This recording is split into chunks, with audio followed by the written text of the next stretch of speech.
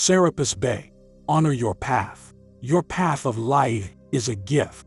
You come to Earth to create a path. Find the best route, live, and then return home. Your path was created on the other side with the divine and your angels and hierarchy of light. You are guided day by day, minute by minute, to co-create with the divine and to move up your spiritual path. Your life, your path is sacred. Some of the most painful paths are the highest ones or the most profound. Don't negate or criticize your path, choices, your goals and setbacks. Everything is set up for growing and changing and reorganizing and renewing. The path of life is an illusion. This path is hard and painful in the physical, but when we go back home, we realize it was just a strange movie we experienced to be able to grow. When you negate your path, you negate your purpose and your choices. Painful choices can create the most growth. The people we need to observe are those that help inspire up and nudge at our hearts. We should be drawn to where we feel energetically pulled. Honoring your path is like honoring your soul. You are a great being of light, and only the valiant soul have the courage to incarnate on earth. The souls who choose to come here have a strong spiritual essence that they must remember and draw from when they are feeling helpless and hurt. Meditate. Go within and join a spiritual community of love and light and what resonates with your spirit. Honor yourself as you would a great musician or celebrity. Respect your path and your experiences. Use down here as learning tools and lessons. The more we embrace our heartache, the more we will respect ourselves. You are a survivor and a piece of the divine. God didn't send you here alone. There are guides, angels, and ascended beings that are only a thought or prayer away. How time is changing. Part of the shift to the new reality involves a change in our experience of the passage of time. People often comment on how time seems to be passing much faster today than it did just 10 or 20 years ago. It's not because we're getting older. It's because our experience of time is changing. This is occurring because the frequency of human consciousness is rising. So the experience of the passage of time has accelerated. The speed of the orbit of the planets is still the same. The speed of light is still the same. And everything in the outside world is still the same. But our experience has changed. Experiential time is the experience of time. As in time flies or time drags. It is subjective, as opposed to the objective time of the outside world. Our internal experience of the passage of time can vary considerably. When a person is not happy in their work, for example, the time clock on the wall seems to take forever to turn, and the end of the working day seems to take an eternity to arrive. On the other hand, when a person is joyful and excited about what they are doing, their consciousness is vibrating at a higher frequency, and for them, the experience of time flies at a fast rate. As they say, time flies when you're having fun. Energetically, the difference is that joy is expressed through higher, heart-centered consciousness, while boredom takes one deep into the lower frequency of the solar plexus center of consciousness.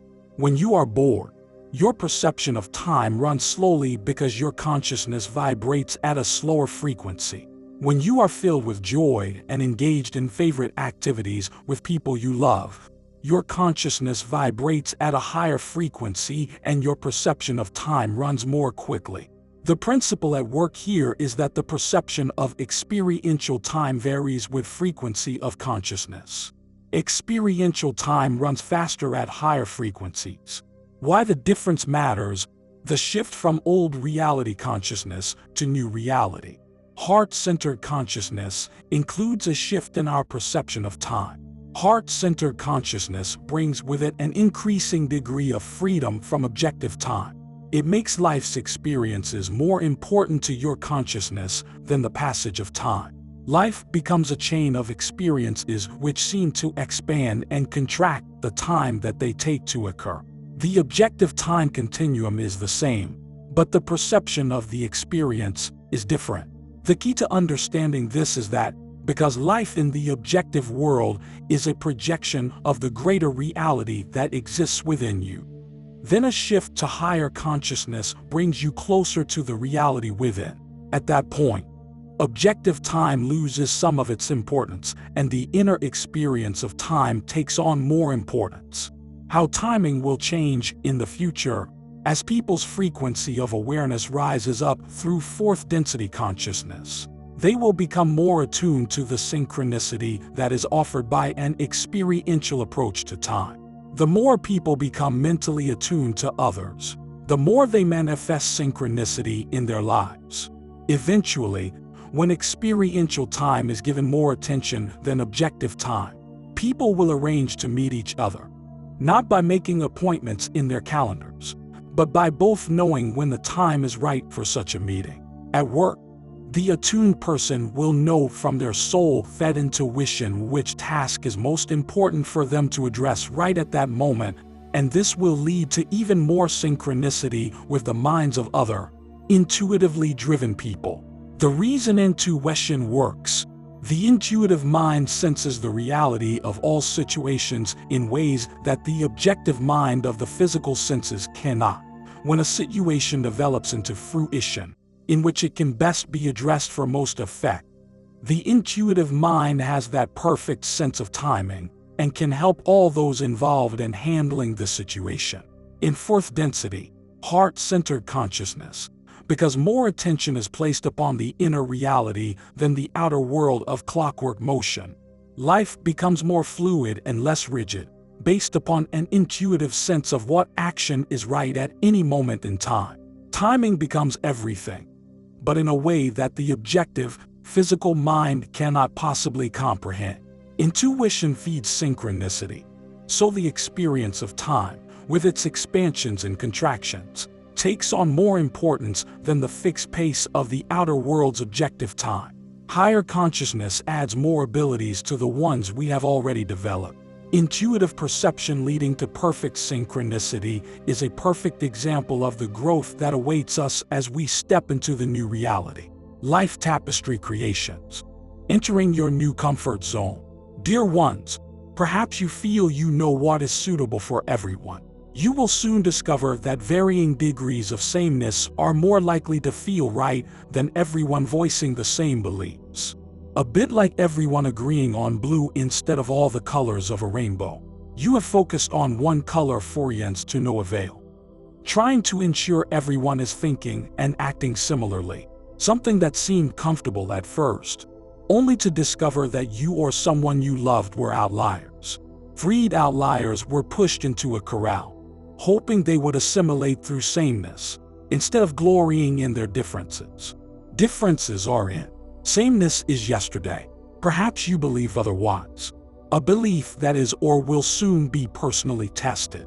You will want to remain part of a like-minded group, yet you will not want to condone certain concepts even though you might acknowledge their rightness. In 3D, those who did not think or act similarly to you or, more importantly, to the social rules were either outcasts or forced into the right 3D basket of sameness. A sameness that has shifted throughout Earth's 3D history, overriding rules created by leaders, known or unknown, rules that seemed reasonably suitable for you throughout the ages but never entirely right, unless you made that rule and never changed. So throughout this Earth life and many others, you shifted with experiences and age, but never deviated much from the dictates of right and wrong. For example, in ancient Greece and other societies throughout the ages, homosexuality was accepted, even glorified. Today, homosexuality, even though not thought as inappropriate as it was a few decades ago, is still not an accepted norm. So many homosexuals are hesitant to acknowledge their homosexuality to the general population. And the same is true for many beliefs or physical actions. This is in. This is not in. That sense of rightness is a one-note lie. It is time to expand your universal repertoire to include varying degrees of differences and opposite opinions and actions. This new world you created is a wondrous array of colors, sounds, actions, and emotions. emotions and actions that are new or not aligned with what you once thought was correct. When you allow others to be who they are, you allow the same for yourself. You have shamed yourself into following the right actions and thoughts of others. Ashamed that you are finally allowing to flow into the universes to be repurposed into a new society of difference instead of sameness. Your first thought is likely that it is not possible to live within a society where rules do not apply or are not necessary. How will you know if you are functioning as a social member or a renegade? How will you know right from wrong? Thought processes drummed into you for life after Earth life, encouraging you to ignore your inner needs for the greater good of society.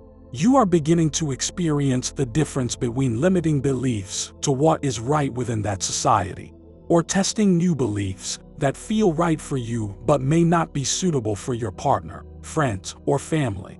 There are no rights or wrongs in terms of your actions or beliefs. An inner adjustment as you discover a new interest and try to ensure that your partner, friend, co-worker, or family member feels the same. Not because this new interest is the end of your search, but because you have difficulties believing your new interests or actions are appropriate if no one is thinking or doing as you are. Sameness, in a sense, is easier than individuality because others help corral you into the proper stance, and you are not alone. Even so, social demands are confusing if your inner messages are contrary to those social dictates. You are different than Ethan, Richard, Sylvan, or Lydia, and rightly so. The ease of, and discomfort of, knowing who you are because you are part of a larger group that dictates to all in that group, is over. So is your inner scream, "That's not what I want or who I am." You are entering a new comfort zone, uniquely yours, as is everyone who transitioned. During these first few days of seeming disharmony, know that a new pattern of self-rightness is developing. Followers will find themselves less and less attached to the reality of this new world. Those of you who glory in your uniqueness will find social followers boring, repetitive, old-fashioned, and no longer part of your inner repertoire. If you feel somewhat disconnected from those you love or interact with, you are shifting as you hope. Those who question their new thoughts and actions will have more difficulties adjusting to this new world. Allow yourself to flow into self-rightness with your beliefs and actions. Attempt to follow the wishes, actions, or thoughts of others, and you will feel uncomfortable beyond anything you can imagine, as if you are 18 years old, sitting in a first-grade class, hoping no one notices how different you are from the other first-grade students. So be it. Amen.